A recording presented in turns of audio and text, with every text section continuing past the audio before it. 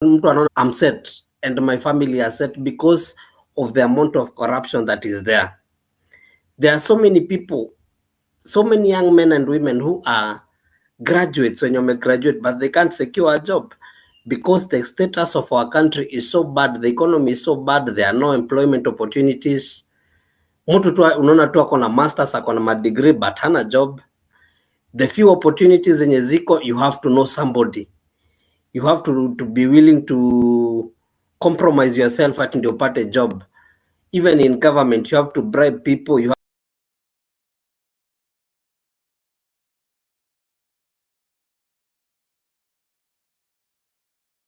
have to know certain person. We have to change all of that. And whatever we have started, or whatever the Generation Z has started, actually, is we are at the cusp of bringing real change into this country. Change that will outlive each and every one of us. That wewe hata after maisha yako yote umeishi kwa hii dunia, your kids will say that at a certain point in time, our parents, our grandparents fought for this country and ended corruption once and for all. They were able to bring in a new system that was able to fix the mess that was there. If you listened to yesterday's Senate, the Senate proceeding yesterday, and you listened to Kisii Senator, actually that video was uploaded by Gabriel Ogunda, and I retweeted it. He speaks for 15 minutes, and you could hear the amount of corruption that is currently being orchestrated by the governors, the national government, everything. Yani, it is so disgusting how these people wanatubeba ujinga, that they are enriching themselves, the amount of money they are spending. Alafu kutufunga macho, wanakuja kama ni kwa mchango, wanatoa pesa kidogo, yani pocket change to them, because that is pocket change, because they have billions and billions of shillings and millions of shillings. So mtu akikuja hapo hivyo apatie 5 million 10 million hivi, tunafurahia sana and we worship them because wametupatia pesa, but in actuality that is our money wanaturudishia yenye wameiba. Yet at then ndio unaona mtu anaweza beba pesa kwa bag because they have so much of it, wanaibeba kwa bag. Na saa hizo watu ukishikwa miguu utingishwe upside down, hakuna kenye inatoka because you are broke. Yet to them they are pocketing their money. So we have to fix this whole system. My message to everybody is, first of all, do not relent, do not give up. We are at the cusp of bringing real change. If you want to be encouraged, remind yourself what you're fighting for.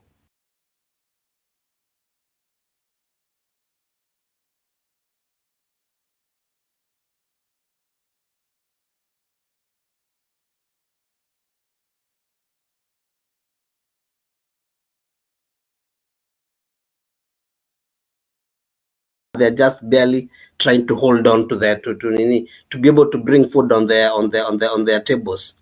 So whatever it is that we are doing, do not give up. You have to keep on fighting. Let us not relent. This is the only opportunity that we have.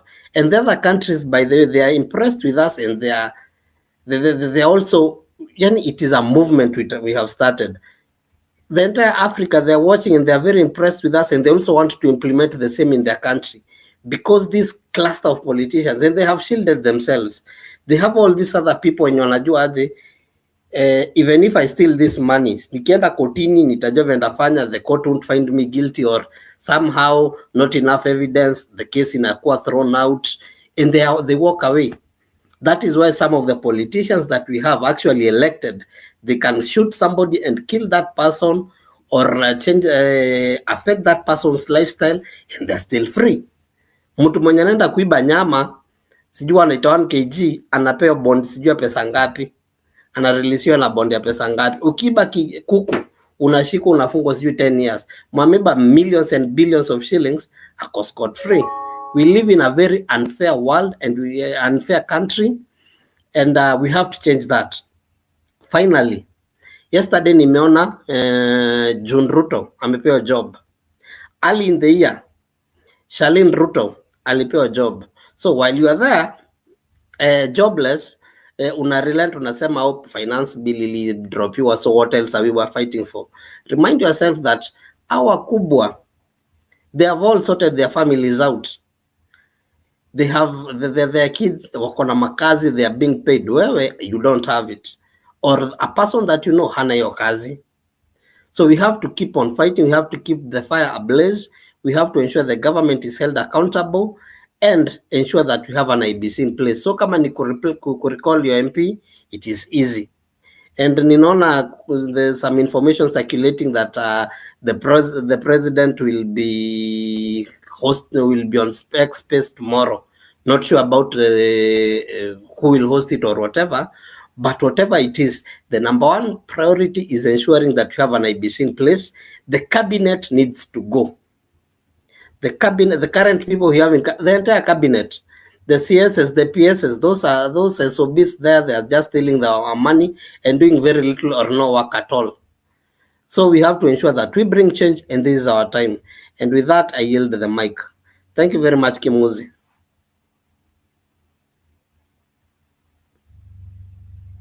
Okay, we can give maybe a lady next. Maybe maybe Susan can talk next. Then. Hello, can you hear me? Hello? Yeah, we can hear you. You can talk. Okay, Then next, Danny. Okay, thanks for this opportunity to speak to everyone, Kimuzi. First of all, I would start with sending my condolences to everyone who lost a family member or a friend in these protests, and also a message of of get well soon to those who are still recovering at home or in hospital from their injuries. So I'll start with my first comment is somewhat a response to the person who was saying that we are stuck in a global financial system that is unjust and all that. I won't go into all the details of what he said, but I will address something about when he mentioned the IMF. And since some of the problems that we are having in Kenya, people are saying it's because of the debt and because we had to go to the IMF for loans. And I saw one of the explanations for what the IMF is online was that it is a lender of last resort to countries, especially developing countries, meaning you go to the IMF when you're in trouble.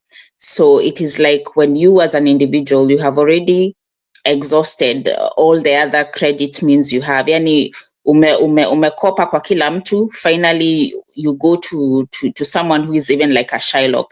When you go to such a person, you don't have many options. Whatever conditions they give you for I'm giving you a loan, whatever conditions they'll impose, you have no choice. So my comment with regards to the IMF is that you only end up going there when you've already been messing your own economy. So we may not be able to change how the global financial system is at this point.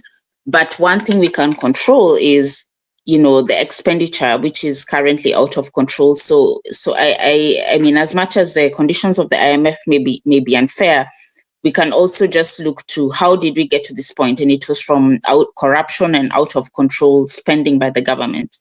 Now to go on to the point of the immediate measures that we should take, or that the government should take, of the opinion, just like other people, that reconstituting the IBC is really important. And I say that because, even if you focus on, let's say, we remove RUTO and we have a new president, or we reshuffle the cabinet ministers, one of the biggest roles, the biggest safeguards as a people that we have is parliament. Current parliament has shown they are not up to the task. They've admitted to being bribed to vote and all that. So if the IBC is reconstituted, that gives people an avenue to start recalling the MPs. And we may find that in some constituencies, you have to recall one time, you get a new MP who is still a bad MP, and you do it a few times until finally it gets to the mind of anybody taking that position, just like people have on this space have said. It needs to become, people need to realize this is a very serious job. So if you're getting into that role, you should be there to serve the people. Then the other thing, since again, all this is due to debt and all that is, we need to put pressure on the government to plug all these loopholes for budgeted corruption. And under this, if you go on Kimuzi's handle and under the handle for this space, I've put some links for example, there is a case of the CS for labor. Her name is Florence Bore, who has apparently she claimed what is it called? I think mileage for the last financial year. She is claiming an amount of 43 million shillings. And somebody online calculated that for you to claim that amount of money, 43 million shillings as your mileage, it means that you were driving, like it's like a going based on the prevailing mileage rates per kilometer. It's like someone traveling to the North Pole and back, and not once, as in multiple times. So it's some of these things are so ridiculous, and people, it's somebody basically lying and not caring, because for you to claim that amount of money, it means that you're used to this kind of corruption. And that's why I'm calling it budgeted corruption, because until somebody noticed that, probably she will receive that amount in mileage.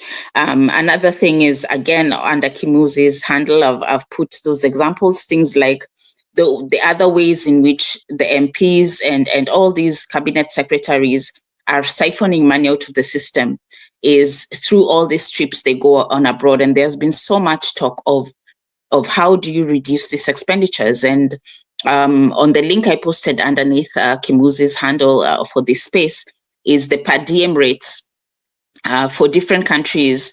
It's written by Job Group, but I took the trouble of going onto the US State Department, and you can do that if you want. And you look at the per diem rates, and I use the US because of course, we already know our MPs are some of the highest paid in the world. So I picked the US for that reason, that they have salaries that are sometimes even higher than representatives over there. And the per diem rates and a per diem rate means it's a daily rate, meaning that if you see for a certain destination, like I'm based in France, for the highest job group, if somebody travels to France, they're getting $700 per day. I think the lowest job group in that list is like $387 per day. So some of these rates really need to be reduced downwards for people like MPs, because this is why people are always going on unnecessary trips abroad. And I've had the fortunate experience of being able to travel in my job. And I can tell you, for many of these places, a rate of $700, $300 per day means that, you're probably staying in the best hotels. And even if, apart from the president who needs to, to come with a big contingent of security, so they can't just stay anywhere, most of these rates are exorbitant.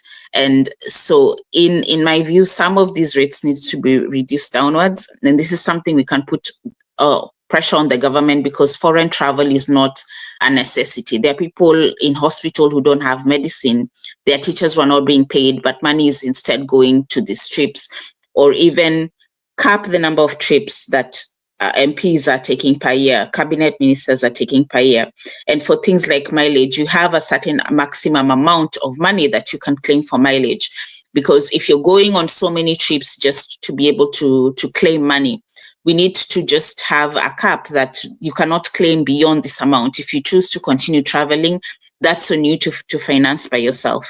And finally, because someone said that after reject finance bill, it's like people got a bit lost on what else should we focus on, what else should be discussing.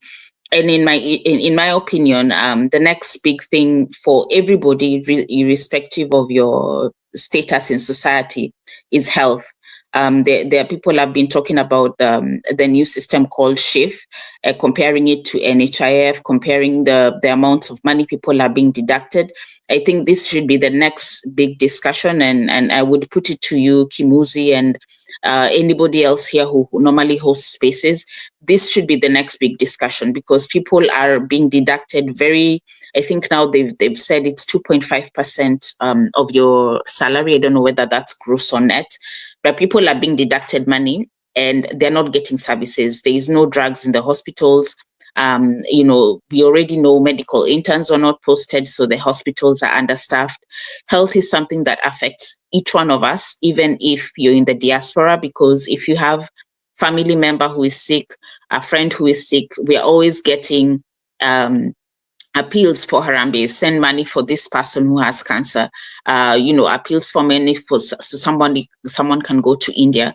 So I think for me, that's the next big thing, because irrespective of who you are, you will be affected in some way by the dysfunction in the health system. And I personally think that the current CS for health should actually just be removed and have somebody else who is competent, because she has shown that she is incompetent. She doesn't know what the sector needs, and things have actually gotten worse under her tenure. So those are my points, and I thank you so much, Kimuzi, for hosting these spaces and for also giving me the opportunity to speak. Thank you. Thank you guys, and Andy and Milan will take over the cost, and they will balance both the ladies and the men, and they will be picking randomly the mic. Don't DM them. Let them just pick randomly for everyone to have a voice.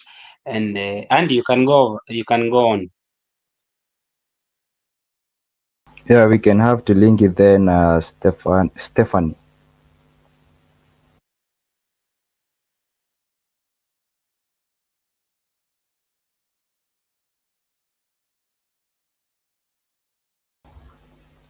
Tulingi, am I audible?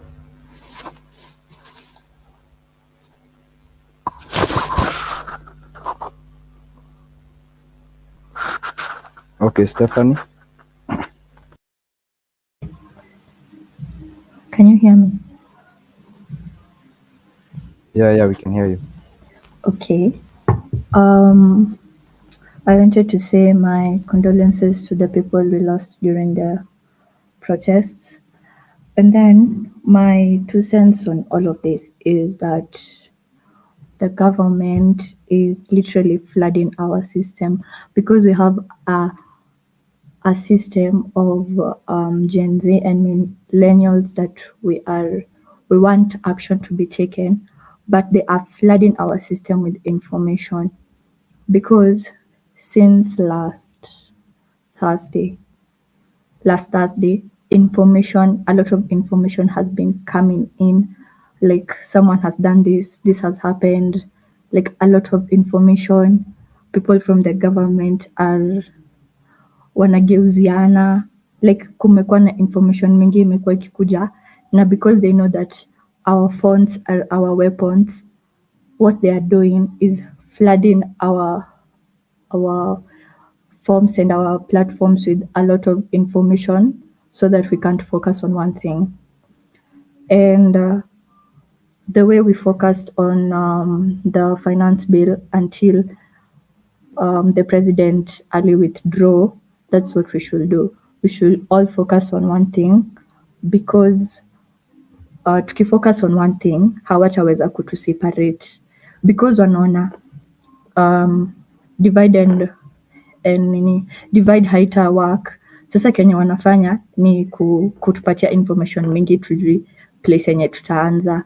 And for my observation, we should start with the IEBC, because the president was supposed to like appoint IEBC, and he's literally buying time, and I don't think he'll do it anytime soon until we press our agenda for him to appoint the IEBC, because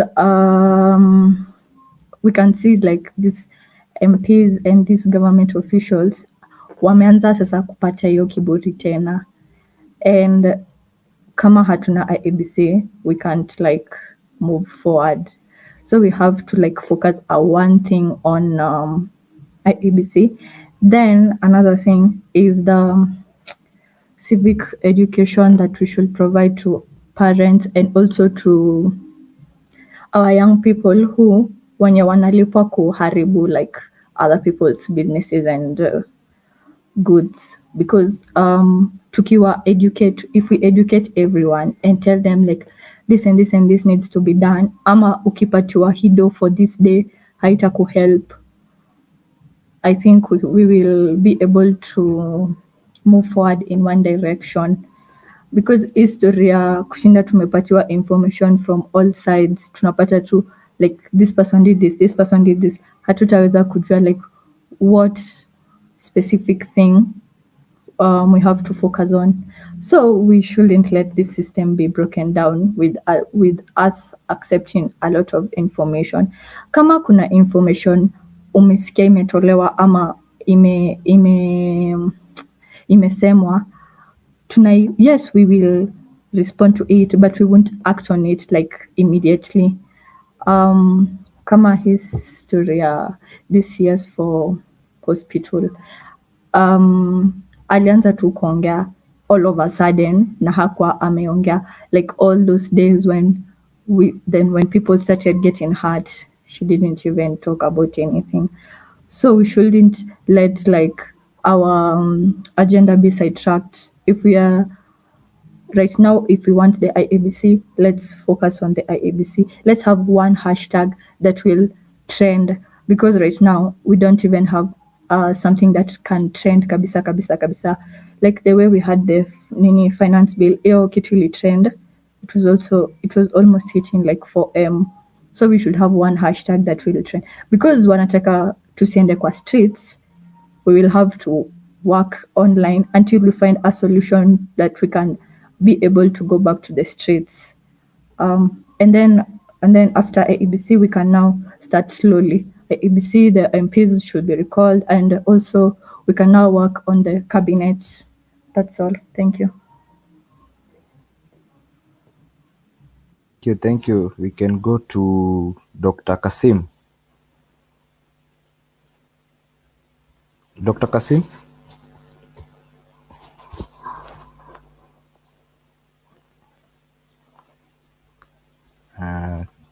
Ama ya udibo ama najiongelesha?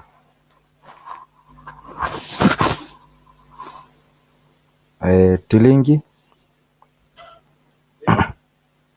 You are audible, nakusikia. All right, we can give Stephanie, kindly mute your mic.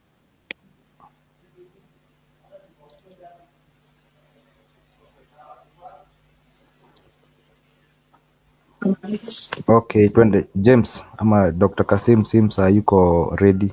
James Murio. Can you get me? Yeah, we can get you. Okay, thank you. My contribution, maybe first, if I may say about it, I think this fight for RUTO, it has to go on up to the end. I think this guy has to go. He's just a tyrant. If we give RUTO time to come back, we are done. One, the issues I may wish as we meet here, we address. Because we are so much dealing with the whole cabinet has to go, but there is a real rot in this government. Number one, as we think of any engagement, we should look at the retirement age. Most of the ambassadors in the diaspora, most of the PSs are people above 60. Look at the case of the likes of Julius Karagi. You retire as the chief of general staff. The next day you are appointed as an ambassador. When will the youth get those spots? We need them. There should be a rule this should be in the constitution. Immediately you retire from any job, you should not be appointed an ambassador, any PS, any constitutional commission. You mean a 40-year-old cannot lead AICC? A 30-year-old cannot lead the Salary and Remuneration Commission? Why should the Megich, who is over 65 years, be there? If you go to the Parliamentary Service Commission, we have the likes of Johnson Muthama, who is over 70 years. Then we are being told there are no jobs for the youth who are learned. We apply for the jobs, they don't give us. They give the jobs to those who have retired. I think we have to handle that. Now, the other one is about the kind of corruption we have seen. Even if we allow RUTO to reconstitute anything, there is nothing Ruto. He will still bring his cronies to come and steal from us. Then let's have any reconstitution. We need cabinet secretaries who are learned. The other time, the letters for Aisha Juma were circulating all of already with a D minus is a whole CS in a country where there are professors, where there are doctors, where there are young people who have masters and other degrees. Susan Nakumicha is a midwife. She did nursing. We have people who have a bachelor's degree in medicine. Why can't they be given the job? I think Kenya, if we allow Ruto to come back, there is nothing he will do. And he will come to fight us. We should not.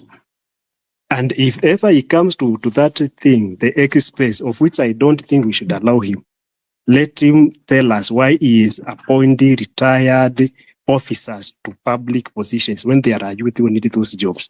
Otherwise, thank you so much, Kimuzi. Thank you so much, Adi. We'll keep working. We'll push this government to the end until they all go. And if we are to ever constitute IEBC, we don't want anybody above 60 in that IEBC. Let jobs go to youth. Let ambassadors be youth. Otherwise, we can't take a government like that anymore. Thank you.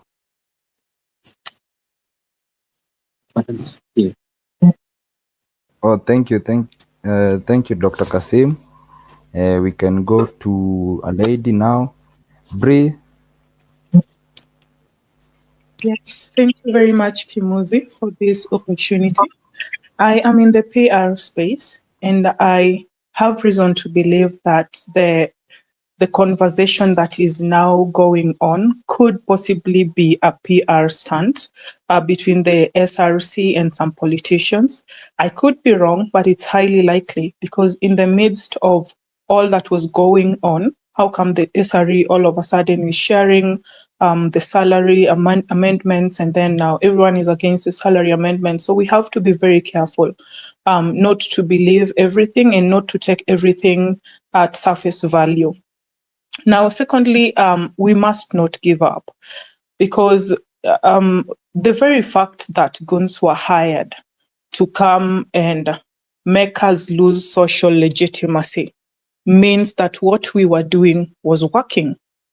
If goons who would not have been hired, it maybe, the fact that we were international, the fact that everyone was making reference to Kenya, this scared the hell out of them.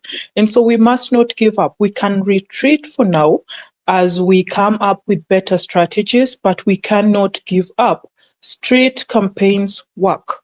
Online campaigns have worked. And so giving up is right now, I know people are like, now what if we go to the streets again?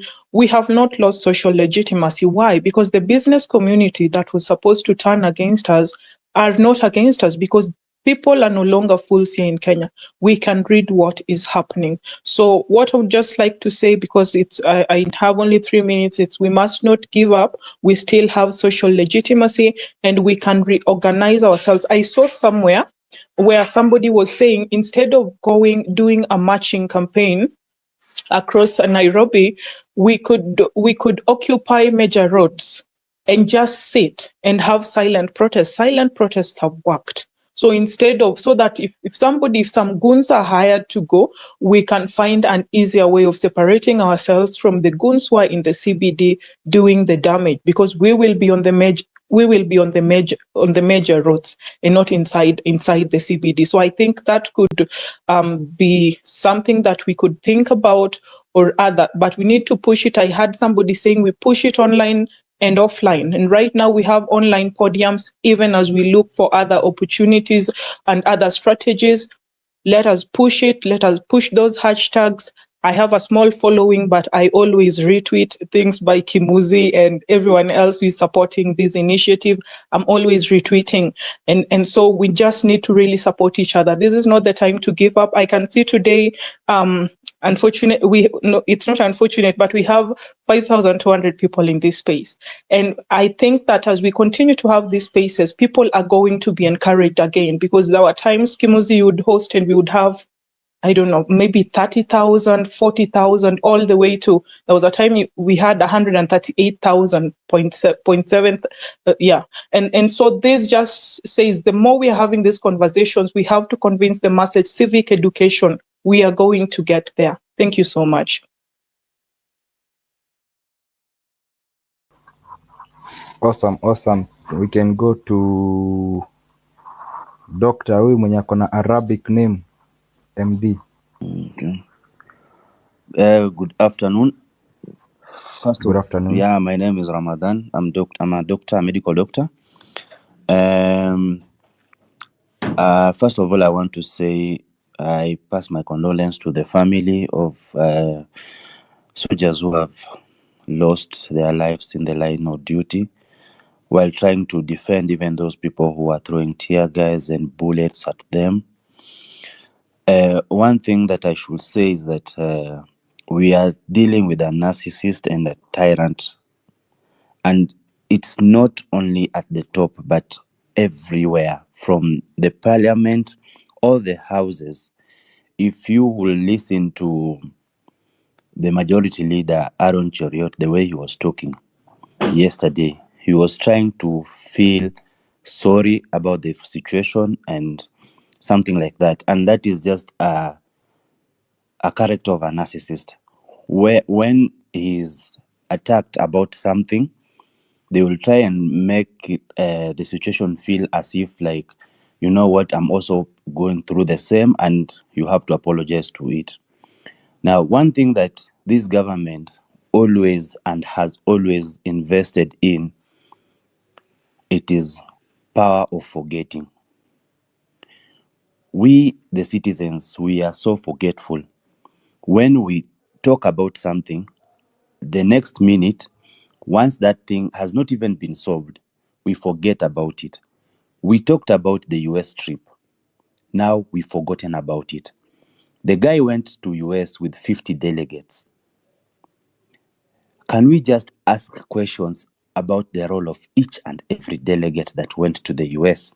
What was the role of Itumbi? What was the role of Butita? Why were they going there and using our money? The only thing that can make us successful, it is consistency in our movement. And we having a one agenda. We had a reject finance bill, it was rejected. Right now we have a lot of hashtags. We can just have a timetable or a schedule of each week we having one hashtag. Those people who are hiring goons, the likes of Sakaja at City Hall, we have to have a day for them. As these guys have made our lives unbearable, we must make their life unbearable on the ground. They should never address anyone in church and any function.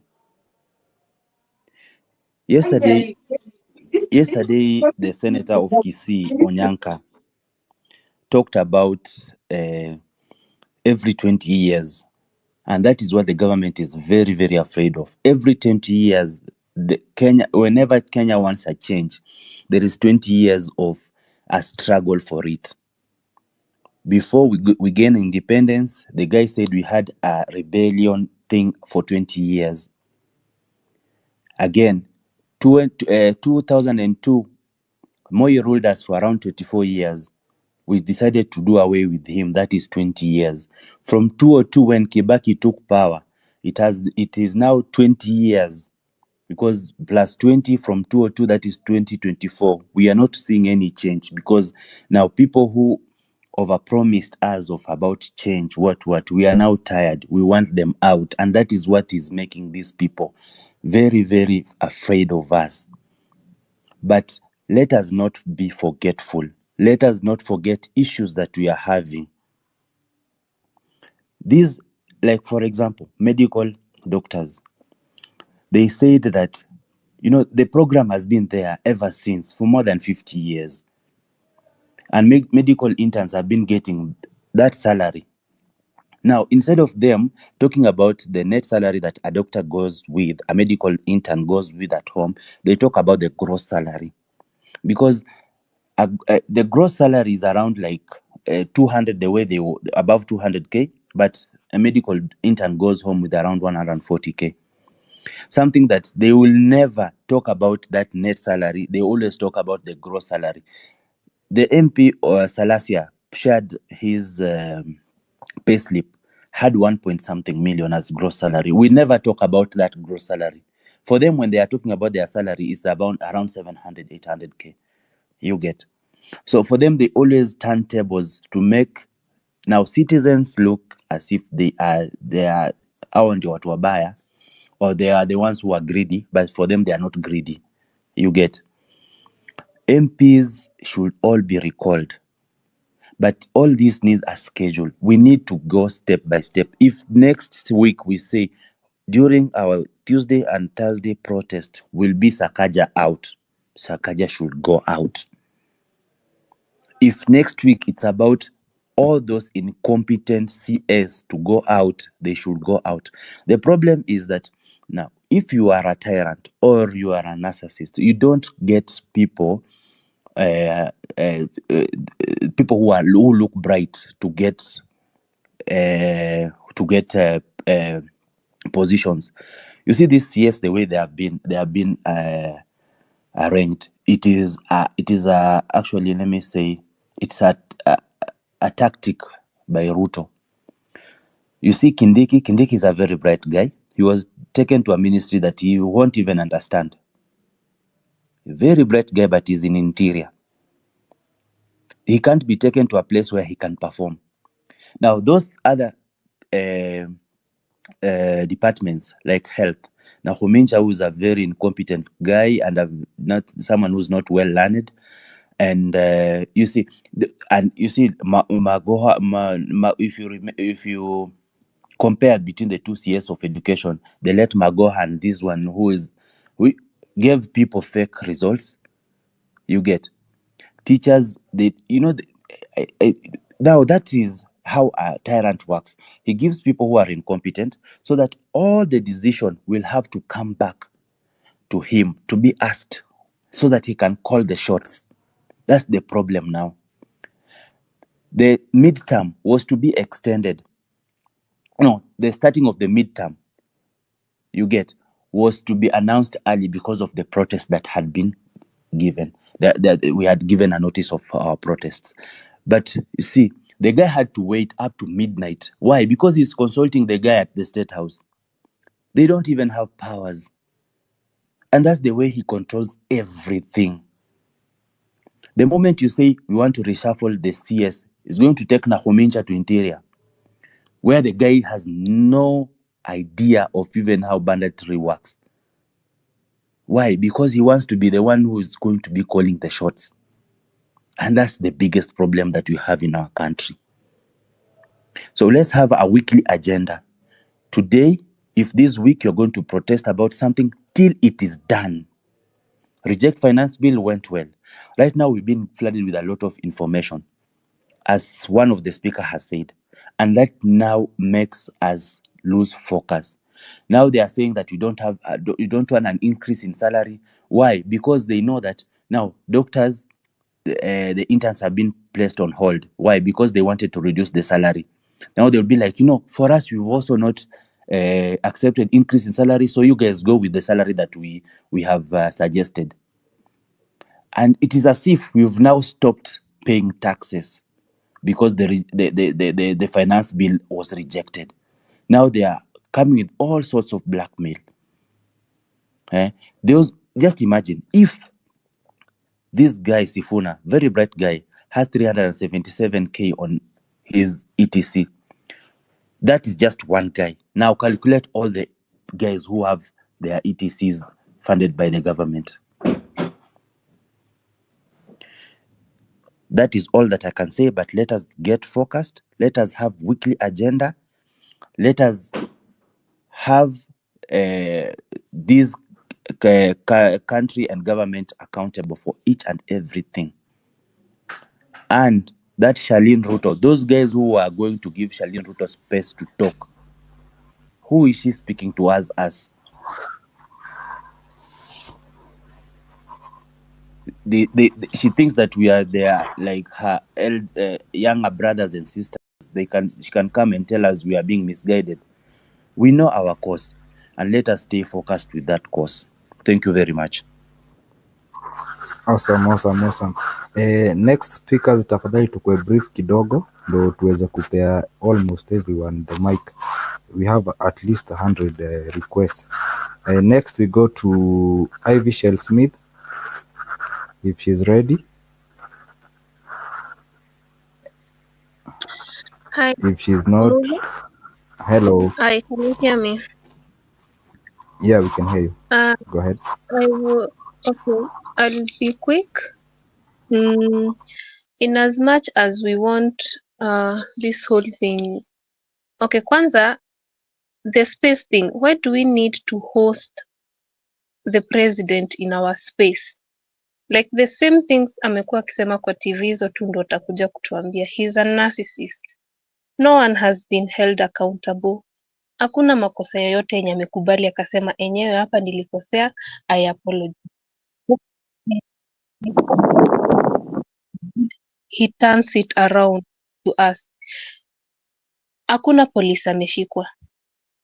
There are so many faces zenye tumejaribu kuanika, tumejaribu kuziretweet huko of people holding guns towards Protestants, but nothing have been done. Hakuna mwenye ameshikwa. Hakuna MP ameshikwa even though they publicly admitted to corruption. Yani walisema tulilipwa. Mimi nilichukua 2 million. They did that publicly. Hakuna mwenye ameshikwa. I believe it's an offense to do that, to be paid in order to vote against something or something like that. Hakuna mwenye ameholdiwa accountable. Another thing, hizi stories za MPs zote ni PR. Hizi za wanaongezewa mshahara, hatutaki kuongezewa mshahara. Hizi ni ma-PR tu za ufala. Walisema hawana pesa ya kulipa civil servants. The teachers, madaktari, but they have money to pay for goons. Like this whole government is fucked up and they just keep messing with our heads. We started something nice. Waliona tutashinda, wakaanza sasa kututumia goons. Wakaanza kutuharibia jina sisi, which was not right. Sahi Ruto anataka kuhold space. Ya nini? I appreciate that Kimuzi is so against it. I like that. Because there's nothing new or something different he will say. It's the same thing. And I hope we can get back to that point where we started this whole thing and the momentum was good. I hope we can get back there. And this time we don't stop until every single agenda have been done with.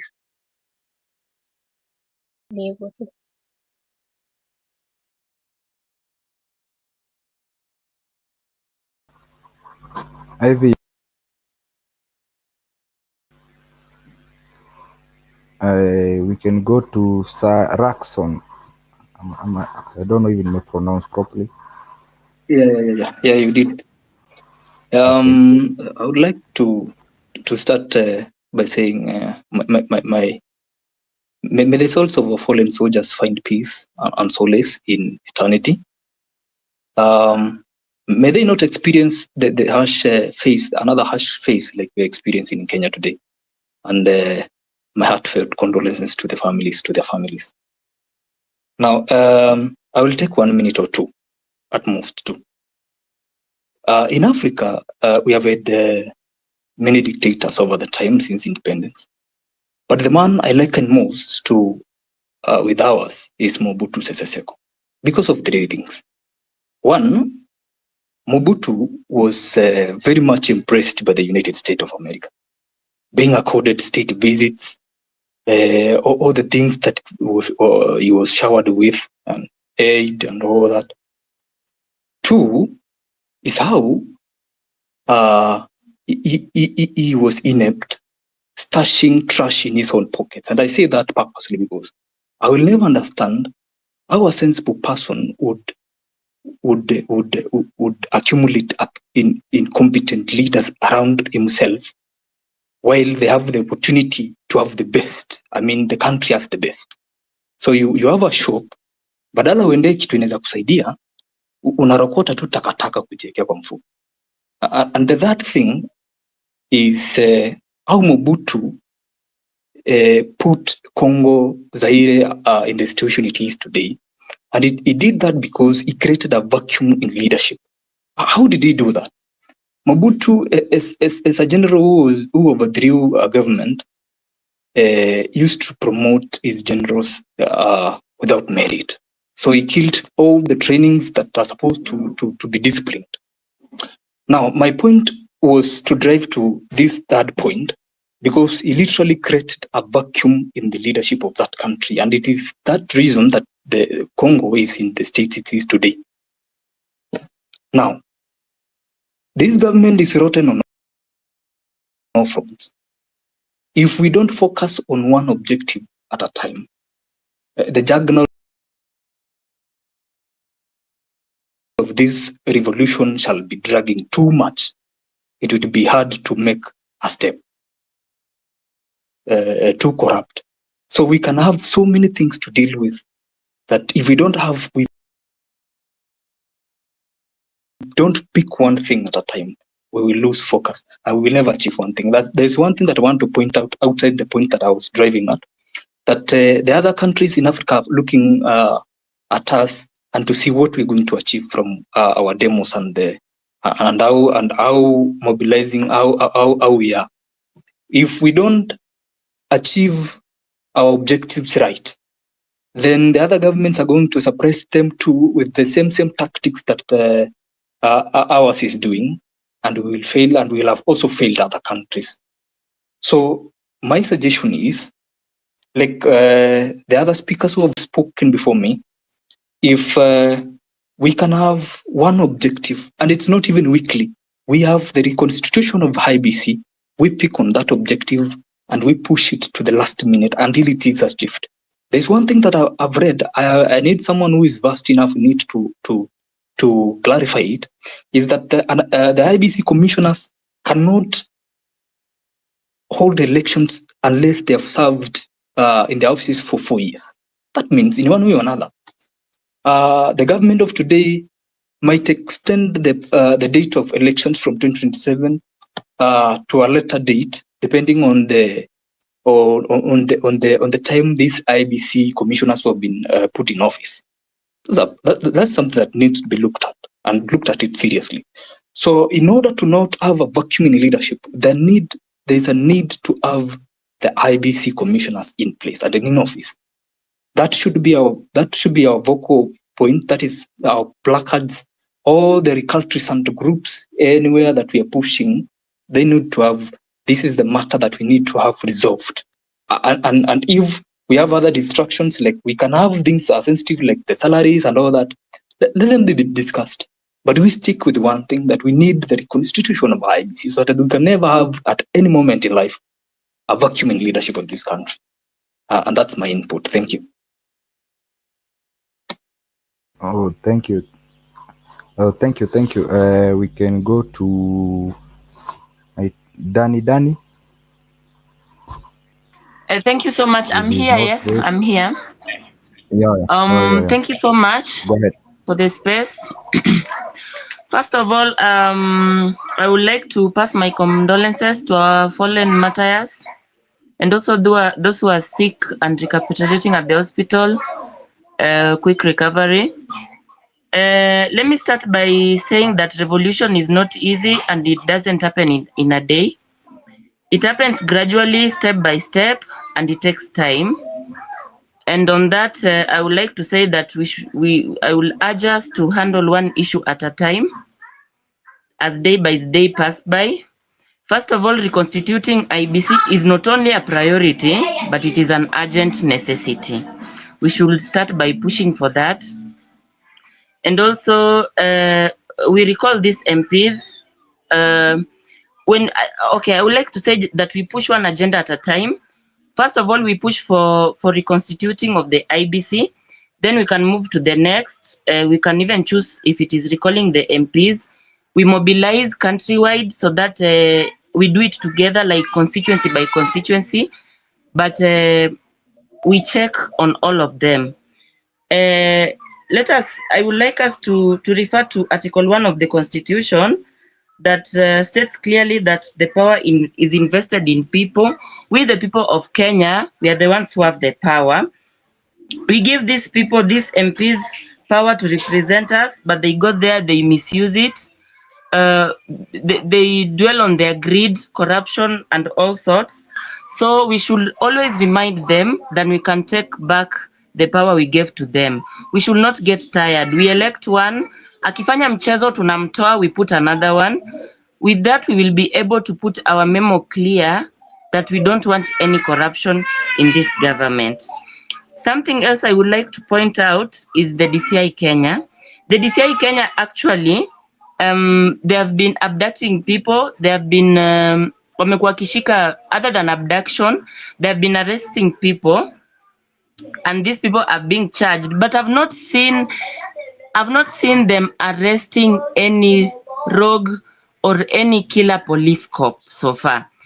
Actually, personally, I've been tagging them and even posting the images of those police officers who have been killing people. We have their images online, but I've not seen them doing anything about it. Andy?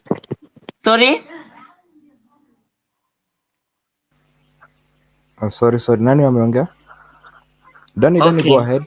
The rest kindly to mute mic. Personally, I've not seen them arresting any rogue police officer or any killer cop so far. I've been tagging them and putting images of those cops, but we've not seen anything. But again, I will urge us not to get tired of doing it until these police have been brought to book. Something else, the EACC is not doing their job well. They are going for this small fish, leaving the big fish. I think as we push for reforms, we should also keep the EACC on check. Imagine having someone working for Nairobi County government earning a salary of 50,000, but this person has property of over 300 million or almost coming to 1 billion. How? This is corruption. This is our money being looted, but these people, there's nothing being done to them. Reason being, hii pesa wanaiba wanakula na the likes of kina Sakaja and the president. Hii pesa wanagawana wote. So we should also push for this. We want accountability trickling down, starting from the president going down. The CSS, most of them are not which word should I use? Are not competent. There is a lot of incompetency with them. This is a point that most of us have raised it. CS Nakumecha and Mithika Linturi, if I can just mention a few, these people should start by going home immediately. Also, the CSS position should be abolished completely. There is a lot of wastage in this government. RUTO is awarding his sycophants at the expense of us Kenyans, creating even offices that are not supposed to be there. These offices should be abolished completely. We don't want to see them. Personally, I don't have a problem with paying tax, but my problem is how is this tax being used? A lot of wastage, a lot of spillage. We are seeing it in the government. We should also advocate for that. The judiciary system is working for the state. That is why justice is only being served to the few. We've seen justice to only those who have money. In Kenya, if you don't have money, you will not get any justice. That is the plain truth. The judiciary is working for the state. Reforms also, we want reforms on the judicial system. And by doing this, I would like to urge all the lawyers and advocates who are in the space, kindly, if you can enlighten us on some of the matters to do with the judicial system, so that at least we know how we are going to push for these reforms, we will really appreciate on that also. Corruption in Kenya is finishing us. I would like to point that even this KDF, you can't join KDF if you don't have 500,000 minimum. But then again, this as youths, most of our parents don't have the money. We've gone to school, tumesoma, we have certificates, but hii pesa utaitoa wapi so that you can join? So it keeps on going on and on day by day. We get that these people who are in the government, they are giving jobs to their people. Nepotism at its best. Sisi youths tunabaki hatuna jobs, tunabaki we don't have any way forward. So by that, I would also like to urge us to be vigilant to this nepotism going on. We call them out so that we can stop it, at least so that even as youths, we can procure the jobs. At least if we apply jobs tujue tukona even 50% of chance of getting, because right now our percentage chance of getting the jobs, I can say it's even 0.1%, because inakuanga kwa gavani, do you know somebody who knows somebody who knows somebody? So you find most of us, we don't know that somebody who knows somebody. We end up remaining there. Or if it comes to kutoa do, we don't have the money, and we want to stop this thing of corruption so that at least the level field equal the playing field, equal levelized for all of us. Something else, the SHIF that was reconstituted from NHIF is just a money making scheme. Somebody on Twitter highlighted it. I think it was Nyakundi. Kindly, we should refer to the tweet so that those who are not enlightened on it, we should be enlightened on it. Court orders are not being followed in Kenya. Not at all. Live ammunition are still being used. Abduction are still going on. Police brutality is still going on. It is like they're showing us the middle finger, that attitude of we don't care. That is why I'm calling on all the advocates and the lawyers to enlighten us on which way forward to go. Last but not least, again, I'll remind us of the Article 1 of the Constitution. The power is invested in the people. We give them the power. If they don't use it well, we take it back. With those remarks, I would like to urge us not to relent, not to sichoke. We should not tire. Let us keep on pushing. We are not going to achieve this in a day or in a week or in a month, but as days goes by, as we push it harder, we will get where we want to get, and we will reach where we want to reach. Thank you so much, and have a good day.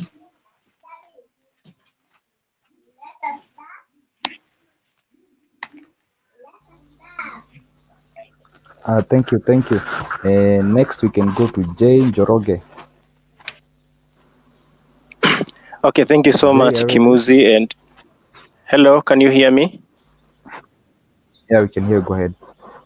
Okay, thank you so much for giving me an opportunity. I think it's the first time I'm getting this opportunity to speak on your space. So allow me, first of all, to send my condolences to all those people that lost their lives in this struggle.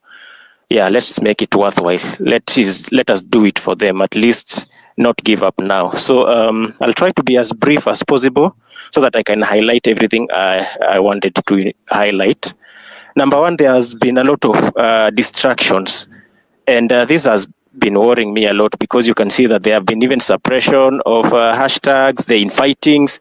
People are fighting amongst each other, and this makes me sad, because we are being distracted from the objective. For example, right now, we've been talking about how people are saying, okay, we have won. Some are saying that the finance bill was the key thing and it has been dropped. But even just stopping there and posing a question to us all, has this even gone through? Has it really been withdrawn? Because we know that the president has no legal mandate of executing that order that he gave of withdrawing. He has no legal mandate of doing that. So are we following up on that? Is anybody following up on that? Because we know that if nothing is done, as things stand, the bill will pass into law automatically. And I've personally taken the initiative of trying to contact some lawyers and members of parliament, like Otiende Omolo, who is both a lawyer and a member of parliament. I asked him, about the way forward. What is happening or what should be done? Maybe do we need another bill tabled to undo this or to officially withdraw this bill? I do not know. So as you can see, there are so many distractions, and maybe these distractions have been sponsored so that to derail us from our main goal. Number two, this is just a suggestion which I've also heard from other spaces. Maybe it would be prudent, if we are not already doing it, that we start taking memos. We have these minutes of these meetings we are having, because there have been a lot of good suggestions from people, and because so many people are speaking in these spaces, we cannot have everything that has been suggested in our mind. And so it would be prudent to be writing these things down. And so maybe if there is a new point that has been highlighted, then that one can be noted. We could be having maybe 2 people volunteering for every single hour to do the minutes, and then after an hour is over, then other 2 take over, and then maybe they compare notes. We have 2 people because maybe if one has connection issues, the other one can actually record everything, and then they consolidate and come up with the action point. Then I've heard here about the need to be focused and just run with one agenda. And while I think this is sensible, I want to add something to that. If, for example, we say that, okay, we are now focusing on the reconstitution of IEBC. If we only focus on that, what will happen? What will happen with other things? And how long will this take? Because if we say, like, we will now maybe start pushing about the recalling of MPs once the IEBC has been reconstituted, how long will this take? So I think we can have one major theme, like maybe our main target for now is to have the IEBC reconstituted, but as that is going on, we can be doing other things, because, like, for example, the process of recalling MPs requires collection of signatures. So we can start with that, which is actually the most significant part of the recalling of the members of parliament, because collection of those signatures takes a considerable amount of time.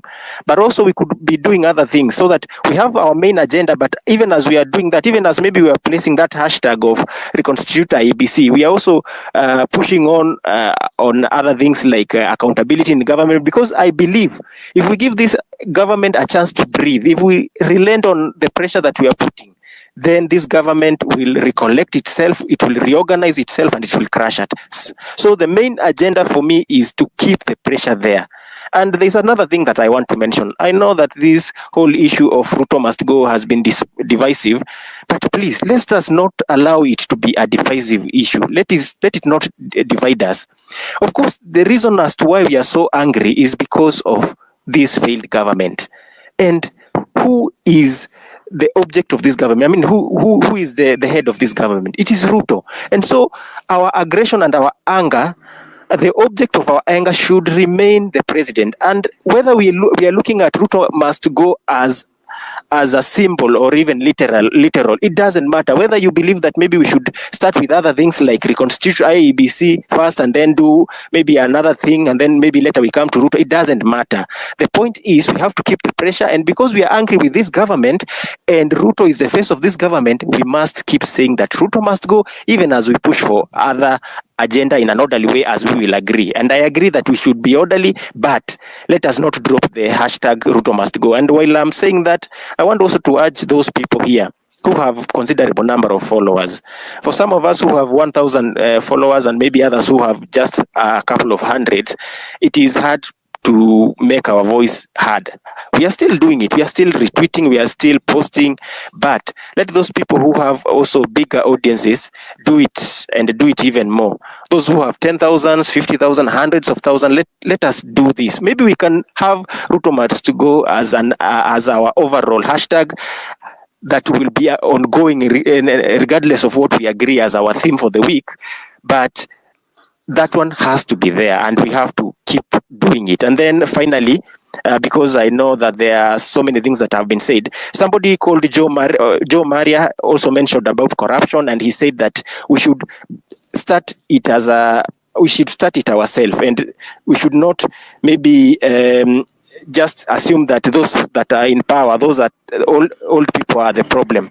Because remember that most corrupt people, the likes of Mudavadi and Ruto. They were once young people like ourselves, like the millennials here and the Gen Zs. So it is a culture thing, and we have to start by ourselves. We cannot just assume that automatically all of us that are here will be upright and they will fight corruption on that. No, that will not happen unless we are deliberate and we start by ourselves. Like, for example, he gave an example of taking bribes and giving bribes to cops. So we cannot call and try to oversight a corrupt government if we are corrupt ourselves. So let us be deliberate about living right and being corrupt free. And even when maybe an incident like that of a police trying maybe to ask for a bribe from you and you refuse and you just decide to go ahead and take that court order and go to court and pay the whatever fine you pay, please just do that and post it online. It's not just for the likes or maybe for popularity, but that will inspire somebody to also live right. So as we advocate for an accountable government, let's also try to be accountable ourselves. And I know that when we do that, we will be making a lot of sense. And then finally, on civic education, I know we want even to recall parliaments because we are angry. And myself being a millennial, I've seen several elections. And in every election cycle, guys, every election cycle, people are as angry as we are right now. They are always angry and they are always saying that we have to bring people, different people. But what happens? We still change people, but we don't change the character of the people. We elect different animals, but of the same character. We replace pigs with hyenas and wolves. When we are tired with a wolf, we exchange it with a pig. And so at the end of the day, we don't change anything. So this is my call, that we continue with civic education.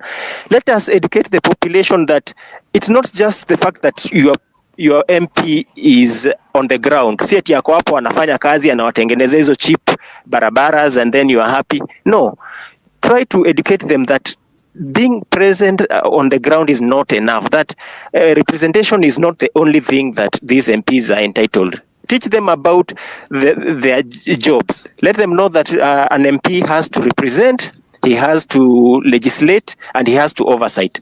Right now, we have a current crop of MPs who do not even know their job. They were asked why they voted yes, despite their constituents telling them in very clear terms that they should reject the finance bill. And they told them that, okay, the president says that we vote yes, and the party position for UDS is for us voting yes. And so for that reason, we will vote yes, because we were voted in by UDA and all that. So they don't know their job. We have some MPs who cannot legislate. I mean, and I'm not exaggerating this. We know there are people who cannot even swear. Even reading that swearing statement in parliament, even in Swahili, they cannot string two sentences that are both grammatical and rational. But we expect these people to legislate. And now, this was not a problem. But I think right now, after Finance Bill 2024, I think the masses are appreciating.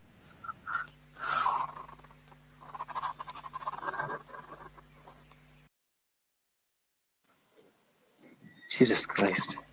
So you can, Jay, I guess we'll come up with Milan. You can add no someone a request. Okay, sorry guys, I disconnected. Yeah, you had disconnected, but maybe you can. Okay, I was talking about our role in civic education and the fact that we want to recall MPs. I mean, what guarantees do we have that we will replace them with the right MPs? Because as I was saying, I'm a millennial and I've seen several elections, and we have anger about, in every election cycle, people are angry and they want to replace MPs. But in the end of the day, we don't have different people on the leadership. So maybe we can be aggressive on this thing of educating the masses on the roles of members of parliaments.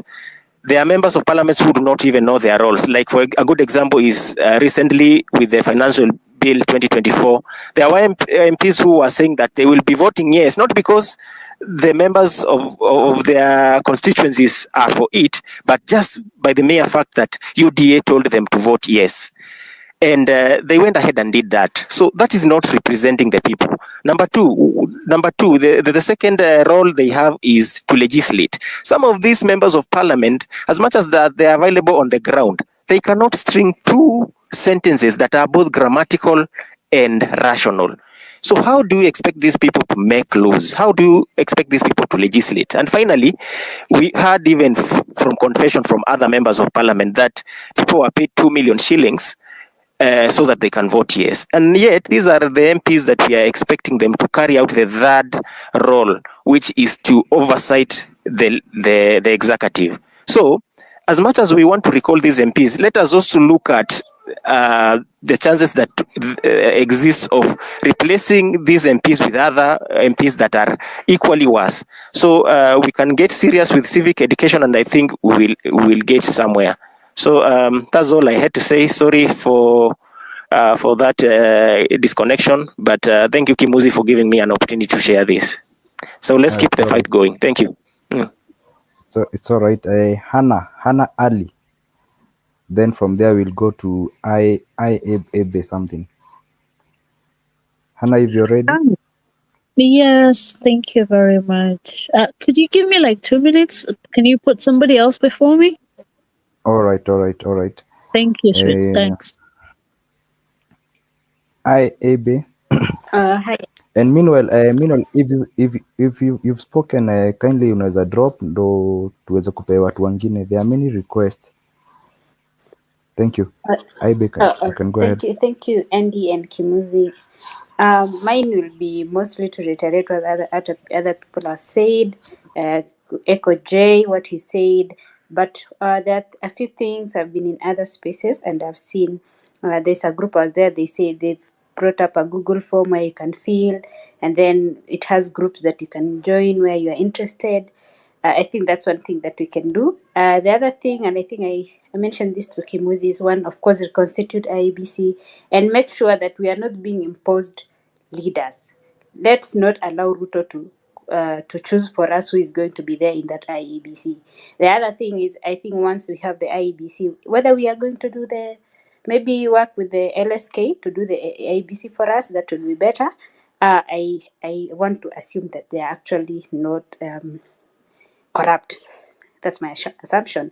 The other thing is, once we do IBC, I think maybe this one now, I think this goes to the lawyers, people who understand the law best, that maybe we can do a referendum, change the constitution in that we seal the loopholes that have allowed these people to actually rape the constitution.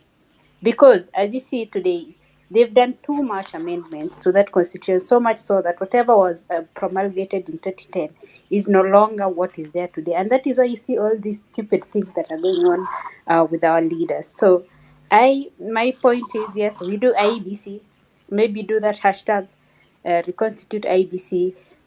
Our goal, of course, ultimate goal is to let RUTO must go, but IEBC, reconstitute, referendum, constitutional change, then of course we remove all these leaders, and yeah, from there now we'll be good able to go.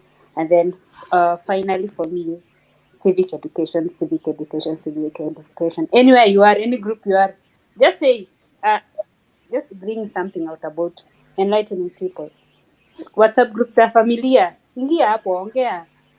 Somehow utasema zingine zitapita, zingine zitakataliwa, but the point is talk something about civic education so that people know, so that this rot that is in our society goes away once and for all. Thank you very much.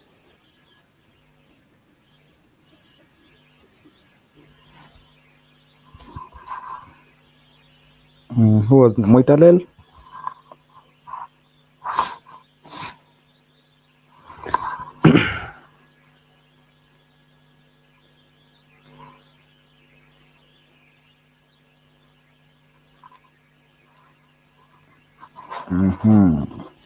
Shadrach.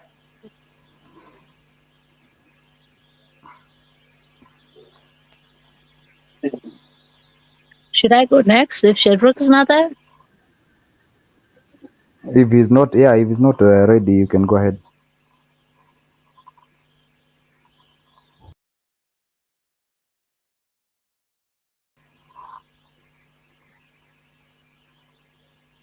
Okay, doesn't seem like he's there. Thank you guys Yeah. for the Okay, go ahead. space. Okay, yeah, thank you. Kimuzi, Auntie, Dani, I think. If not. Thank you for the space. Been listening. A lot of great uh, submissions, but to me, to be honest, I'm not gonna tell anybody what to do. But whatever I'm saying, that is me. That's just how I see it. It doesn't have to necessarily go with what everybody or maybe the masses of submissions, a lot of submissions given here. First thing, like, tell me how that of all things that are happening now, that this members of parliament think it's okay to let Linturi get away with it. They've saved his skin. You know, the committee, they voted to save him. In all this mess that is going on, for me, that's a slap on the face. I don't know for anybody else, you know? Over 7 MPs who were in the committee just decided that Linturi didn't do anything wrong. You know, he's one of us. So we got to save him. With everything that is happening right now, I don't know if there's anybody in his right mind would have done that. So for me, it's as simple as that. Somebody saying that we need the IABC to be,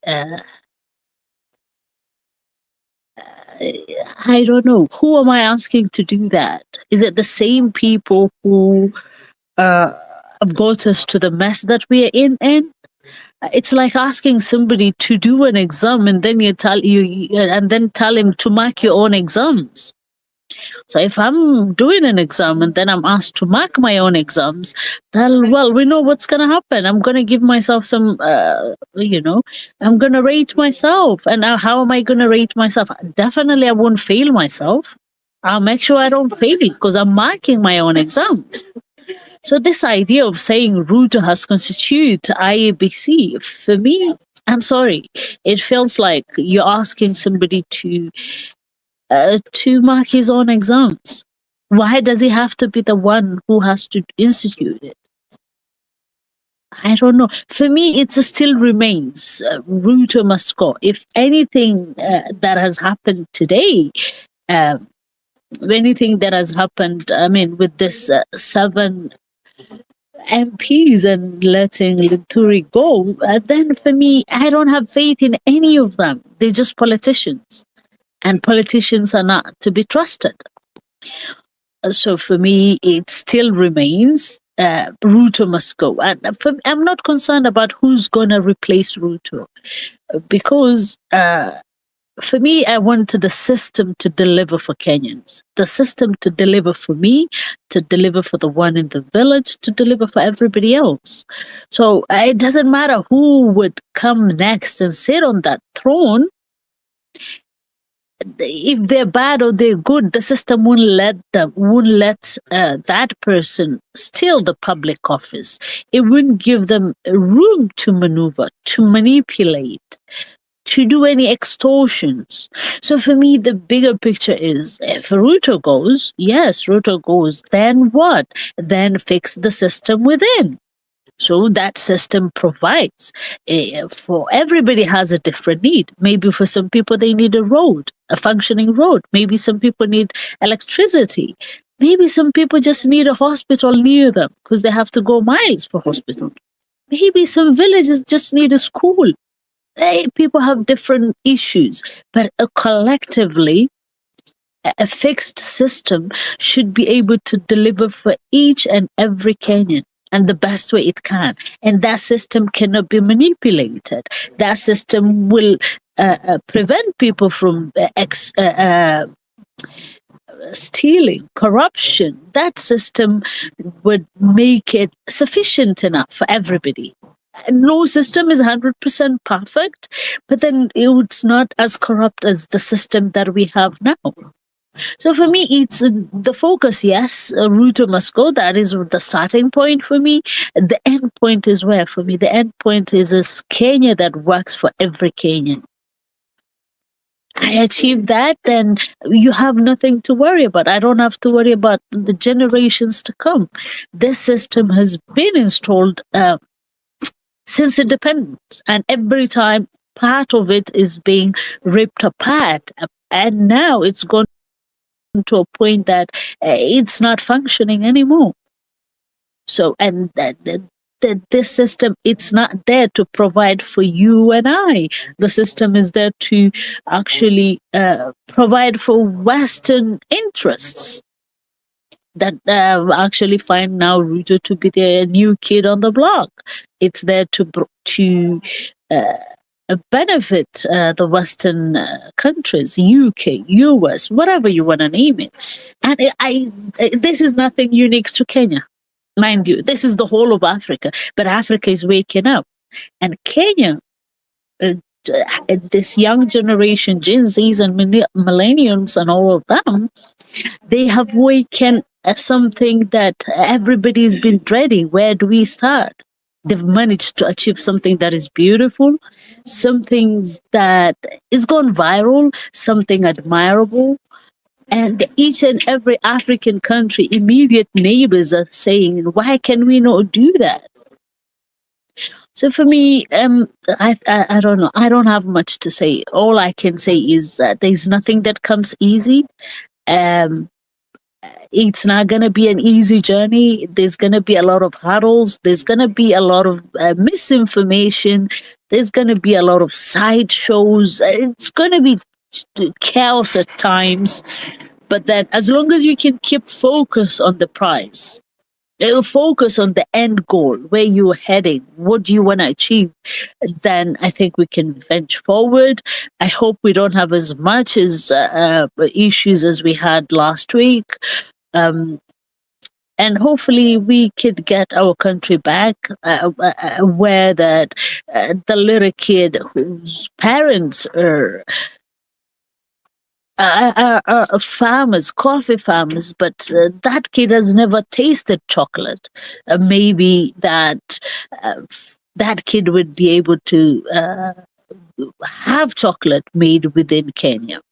Maybe have his parents on a better wage and him on a better school, and so on and so forth. Maybe we would not have to take our raw materials for it to be processed, and maybe we'd set the price for our raw materials, and maybe we don't have to ship the raw materials, we ship the end goods.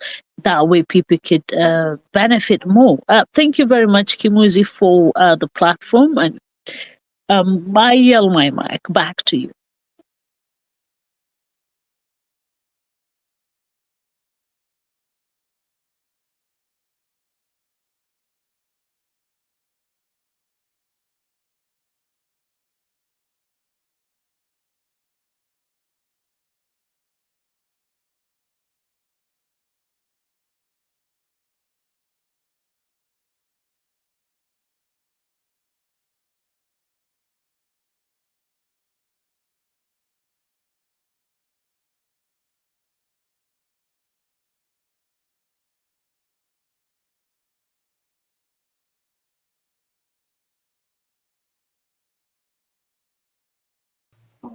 I think the co-hosts are not here, so maybe as we're waiting for them to come back, let me say, first of all, very sorry to the families of the heroes that we lost in the last few weeks, and I've just been sitting and thinking as I've been listening to all the other speakers that have been talking here today. Um, One person's talked about budgeted corruption. So I was just doing the maths. Everybody has been given 2 million. And if you look at the numbers of the MPs that voted for the bill, it's over 204, upwards of 200 MPs. So that means there is a budget for about 400 or so million. Hiyo pesa imetoka wapi? Yeah. And then you hear a few people talking about that Ruto amesikia, Ruto things are going to be better. In the last week, hiyo kitu yenye imepita, 15 point something billion e-citizen gone. 1.7 billion NTSA gone. CS labor, a person who, according to the last, when she was stating her wealth, when she was being voted in to be a CS, mentioned that ako worth 200 million.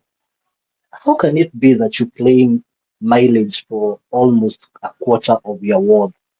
Like for 1 year, like you've made 43 million Kenyan shillings, and that is ushatoa salary yako hapo, ushatoa allowances zako hapo. This is just your claiming hii pesa ati travel and my travels are worth 43 million Kenyan shillings. Seriously. Huh?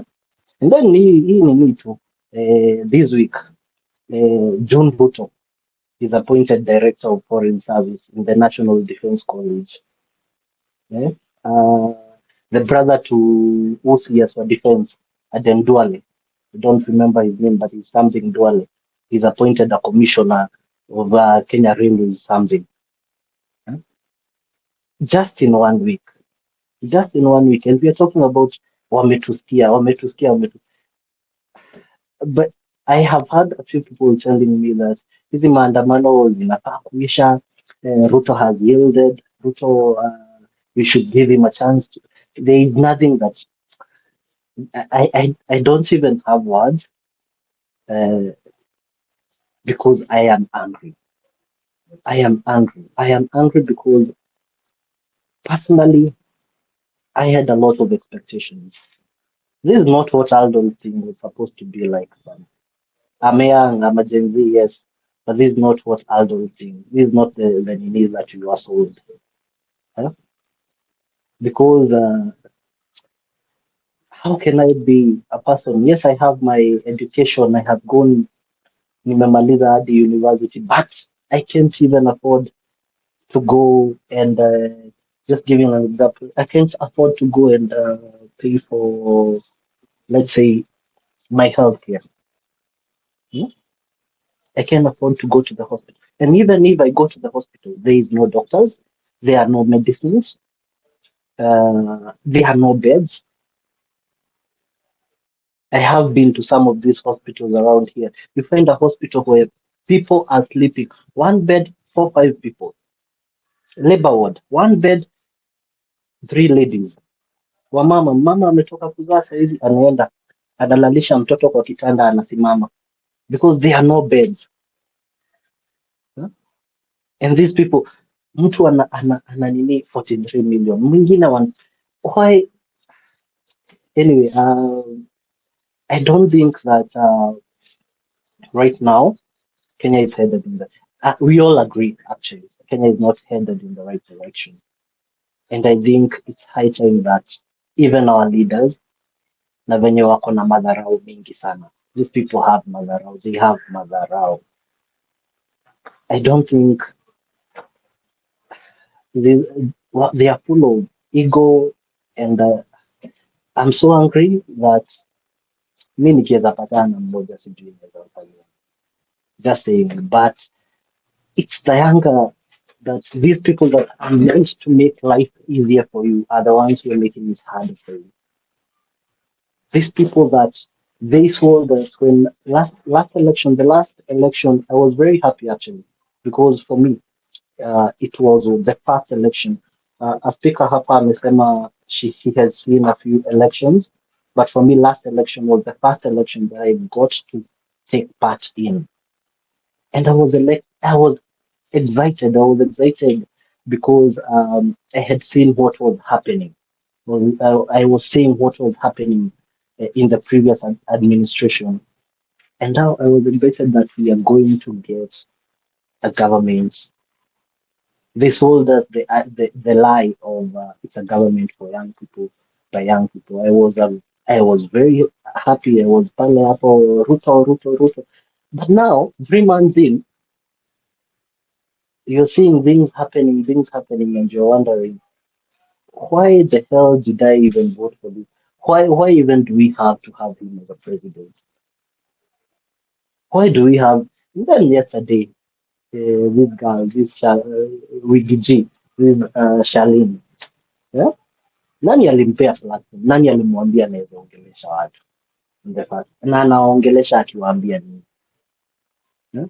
This lady is a shareholder of Weston. Is it Weston, the hotel that her father owns? Hmm? Anasema akituambia nini?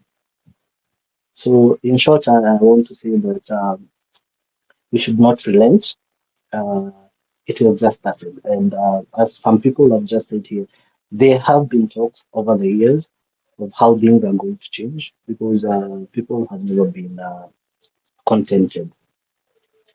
Never, ever, ever. We have never heard an administration that have left the larger number of Kenyans contented.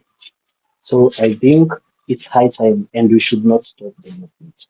We should go on. We should continue fighting, and it's high time that we say not to this impunity. Leaders should know that they work for us because we cannot elect you and then you go ahead and kill us. We cannot elect you to be our governor. You go ahead and steal all the money zenye inafaa kutujengea hospitali. We cannot elect you to be our president and you're not paying our doctors. We cannot elect you to be our president, you're not paying our teachers. Because how many kids have dropped out of school because of RUTO and the feeding program? How many kids? In some parts of Kenya, kids who are going to school just because hiyo ndio pahali anaweza pata at least 1 meal per day. All of kids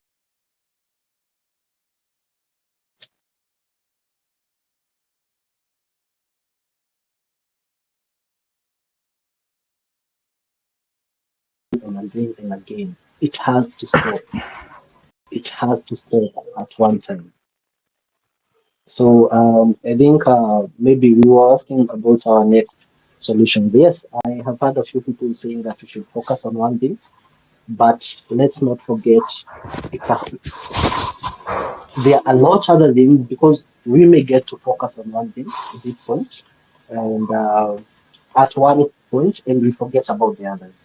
So let's look at the issues that are very, very important at this time. And then as time moves on, we can see how we can address the others. And also another thing, wale wasi wanaenda ati unalipwa pesa. Yes, today you are eating with them, but tomorrow you will be crying with us. Because we've seen it again and again and again. So today unafurahia unapewa 10,000, unapewa 1,000,000, 500,000, but tomorrow you'll be crying with us. Because these people are just giving you fish, but they're not teaching you how to fish. So senyewa hata kuwa, what will you eat? So guys, let's not be divided. Let's be selfless. Do not put your greed because we all have ambitions. We all want money. We all want to be successful, but do not put your greed and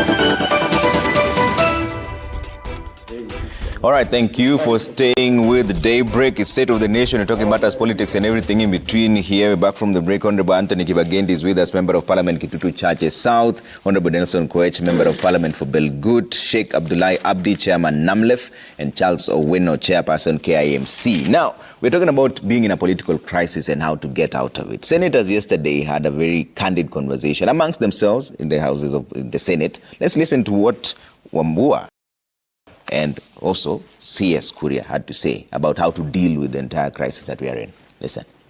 Reduce the size of your cabinet from 21 to 14, the minimum. Merge departments. Reduce the number of principal secretaries from 51 to around 30. The size of the cabinet in the US